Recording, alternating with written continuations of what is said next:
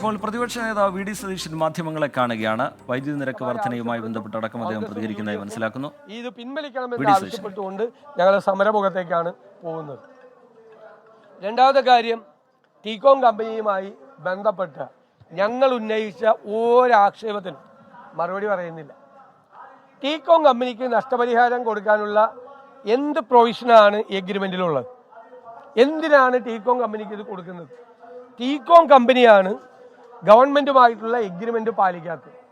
Agreement പാലിച്ചില്ലെങ്കിൽ അവരിൽ നിന്ന് തുക ഈടാക്കാനാണ് എഗ്രിമെന്റിലെ വ്യവസ്ഥയുള്ളത്. എന്നിട്ടും വീണ്ടും അവർക്ക് പണം കൊടുക്കാൻ വേണ്ടിയിട്ടുള്ള തീരുമാനം എന്താണ്? UAE ഗവൺമെന്റുമായിട്ടുള്ള ബന്ധം മോശമാകേണ്ടെന്ന് കരുതിയിട്ടാണ്. ഇതൊക്കെ ആരോട് പറയാൻ കൊള്ളും? ഇത്തരം കാര്യങ്ങളെല്ലാം UAE ഗവൺമെന്റുമായിട്ട് കേരളത്തിന്റെ ബന്ധം വഷളാകാതിരിക്കാൻ വേണ്ടി അവന്റെ കയ്യിൽ നിന്ന് പൈസ വാങ്ങിക്കേണ്ടതിന് പകരം നഷ്ടപരിഹാരം ടീകോമിന് കൊടുക്കാൻ പോവാണ്. അഴിമതിയാണ്. 248 ഏക്കർ ഭൂമി സ്വന്തക്കാർക്ക് കൊടുക്കാൻ വേണ്ടിയിട്ടുള്ള ഏർപ്പാടാണ്. ഭൂമി കച്ചവടം. LDF ചർച്ച ചെയ്യാതെ, മന്ത്രിമാർ പോലും അറിയാതെ, ഘടകകക്ഷികൾ അറിയാതെ, പ്രതിപക്ഷം അറിയാതെ, സാധാരണക്കാരായ പൊതുസമൂഹം അറിയാതെ ഒരു വലിയ എഗ്രിമെന്റ് വൺ ഫൈൻ മോർണിംഗ് ഒരു സുപ്രഭാതത്തിൽ വന്ന് അവസാനിപ്പിച്ച് ഭൂമി കച്ചവടമാണ്. കോടിക്കണക്കിന് രൂപ വിലയുള്ള ഭൂമി കച്ചവടം നടത്താൻ വേണ്ടിയിട്ടാണ്. പറയാതെ പറഞ്ഞു ഇന്നലെ. എന്താ? ടീകോമിന്റെ കയ്യിൽ നിന്ന് നഷ്ടം ഈടാക്കാൻ ശ്രമിച്ചാൽ വ്യവഹാരം ഉണ്ടാവും, അത് നീണ്ടുപോകും, അപ്പൊ ഭൂമി ഫ്രീ ആവില്ല. അപ്പൊ ഭൂമി ആർക്കോ കൊടുക്കാൻ വേണ്ടിയിട്ടാണ് ടീകോമിന്റെ കയ്യിൽ നിന്നും മേടിക്കുന്ന നഷ്ടത്തിന് പകരം അവർക്ക് നഷ്ടപരിഹാരം കൊടുത്ത് കേസില്ലാതാക്കി അവരെ പറഞ്ഞു വിട്ടിട്ട് ഈ ഭൂമി കൊടുക്കാൻ വേണ്ടിയിട്ടുള്ള ഭൂമി കച്ചവടമാണ്.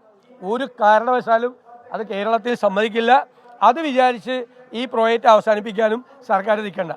വയനാട് വിഷയത്തിൽ ഇപ്പോൾ ഹൈക്കോടതി സംസ്ഥാന സർക്കാരിനെ വിമർശിച്ചിരിക്കുകയാണ്. ഈ ദുരന്ത നിവാരണ ഫണ്ട് ഓഡിറ്റിംഗിലുള്ള പ്രശ്നങ്ങൾ ചൂണ്ടിക്കാണിക്കുന്നത്. അല്ല, അത് തീർച്ചയായിട്ടും ഉണ്ട്. ഒരു വശത്ത് കേന്ദ്ര ഗവൺമെന്റ് ഒരു തുക പോലും തരുന്നില്ല.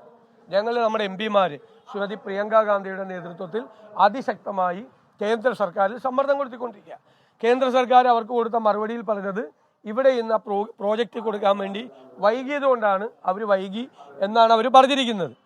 അതേ അവസരത്തിൽ ഈ പ്രോജക്റ്റുകൾ, ഈ ദുരന്ത നിവാരണ ഫണ്ട് ഓഡിറ്റ് ചെയ്യുന്നതിൽ ഉൾപ്പെടെയുള്ള ഗുരുതരമായ വീഴ്ചകൾ സർക്കാരിൻ്റെ ഭാഗത്തു നിന്നുണ്ട്. സർക്കാരിൻ്റെ കയ്യിൽ വലിയ തുക കിട്ടിയിട്ടുണ്ടല്ലോ, ആ തുക ചെലവഴിക്കുന്നുണ്ടോ?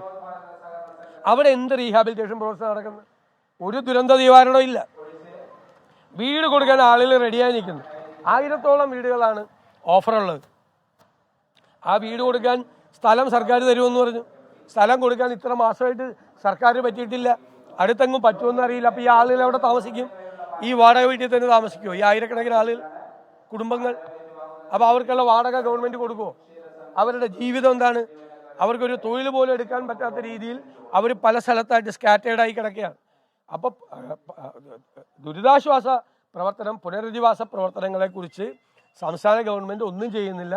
കേന്ദ്ര ഗവൺമെൻറ് ആവശ്യത്തിലുള്ള പണവും കൊടുക്കുന്നില്ല. കിട്ടിയ പണം ഇവിടെ ചിലവാക്കുന്നില്ല. രണ്ട് കൂട്ടരും ഹൈക്കോടതി പറഞ്ഞ പോലെ ഉത്തരവാദികളാണ്. ഈ മാസങ്ങൾക്ക് മുന്നേ ആയിരുന്നു കെട്ടിട നിർമ്മാണ പെർമിറ്റ് ഫീസ് സർക്കാർ കുറച്ചത്. അത് ഈ ഒറ്റ തദ്ദേശ സ്ഥാപനങ്ങൾ കൊടുത്തിട്ടില്ല. ഓൺലൈൻ സംവിധാനം പോലും വളരെ വൈകിയാണ് വന്നത്.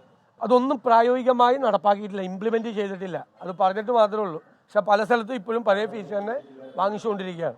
ആ സിസ്റ്റം റൺ ചെയ്തിട്ടില്ല.